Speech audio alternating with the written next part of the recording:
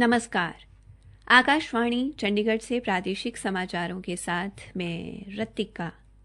आकाशवाणी के समाचार सेवा प्रभाग द्वारा कोरोना उचित व्यवहार जन आंदोलन के तहत कोविड-19 के प्रति लोगों को जागरूक करने के लिए शुरू की गई श्रृंखला आओ कोविड को हराएं में आज का संदेश है, बार-बार हाथ धोना, मास्क और 2 गज की दूरी अभी भी है ज़रूरी।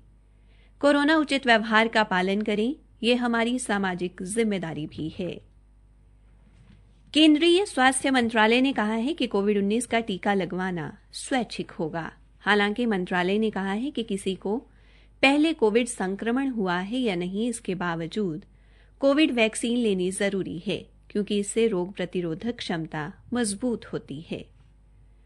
कोविड संबंधी पूछे जाने वाले सवालों के जवाब में मंत्रालय ने कहा कि भारत में विकसित होने वाले कोविड वैक्सीन अन्य देशों में विकसित वैक्सीन की तरह ही असरदार होगी।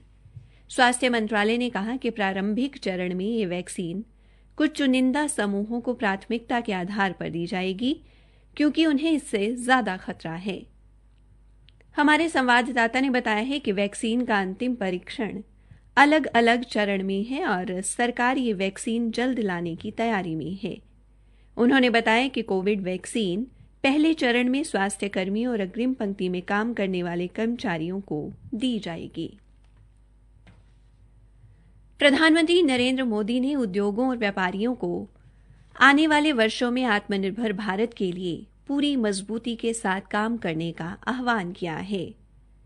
भारतीय वाणिज्य एवं उद्योग मंडल संघ एसोचैम स्थापना सप्ताह के दौरान वीडियो कॉन्फ्रेंस के माध्यम से अपने मुख्य भाषण में श्री मोदी ने कहा कि इस समय विश्व चौथी औद्योगिक क्रांति की ओर तेजी से बढ़ रहा है। उन्होंने कहा कि नई किस्म की प्रौद्योगिकी में चुनौतियां भी होंगी और समाधान भी होंगे। श्री मोदी ने कहा कि आज योजना बनाने और कार्रवाई करने का समय है। उन्होंने कहा कि आगामी 27 वर्ष न केवल विश्व में भारत की भूमिका तय करेंगे, बल्कि ये भारतीयों के सपनों और समर्पण की परख का समय भी होगा। प्रधानमंत्री ने कहा कि भारतीय उद्योग के लिए ये समय दुनिया को अपनी क्षमता, प्रतिबद्धता और साहस दिखाने का है। इस अवसर पर प्रधानमंत्री ने रतन टाटा को एसोचैम उद्यमी शताब्दी पुरस्कार से नवाजा। प्रधानमंत्री ने कहा कि पिछले 100 वर्षों से एसोचैम और टाटा ग्रुप ने देश की आर्थिकता और करोड़ों भारतीयों की जिंदगी सुधारने में महत्वपूर्ण योगदान दिया है। प्रधानमंत्री नरेंद्र मोदी ने आज श्री गुरु तेग बहादुर जी को उनके शहीदी दिवस पर नमन करते हुए समूचे समाज के लिए गुरु जी के संदेश को याद किया। एक ट्वीट में श्री मोदी ने कहा कि श्री गुरु तेग बहादुर जी का जीवन साहस और दया का प्रतीक है। आज हरियाणा में भी श्री गुरु तेग बहादुर जी के शहीदी दिवस पर धार्मिक कार्यक्रम आयोजित हो रहे हैं। अंबाला से हमारे संवाददाता ने बताया है कि आज गोबिंद नगर स्थित गुरुद्वारा सिंह सभा से नगर कीर्तन सजाया गया और विभिन्न स्थानों पर संगत ने इस कीर्तन का भव्य स्वागत किया।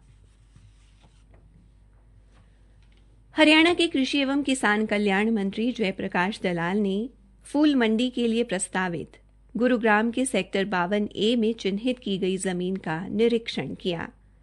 इस स्थान पर लगभग 8 एकड़ में फूलों की मंडी बनाई जाएगी। कृषि मंत्री ने बताया कि इस मंडी को सार्वजनिक व निजी साझेदारी के आधार पर विकसित करने की योजना है। इसके बाद कृषि मंत्री ने गुरुग्राम में खानसा सब्जी व फल मंडी तथा किसान विश्राम गृह का भी निरीक्षण किया।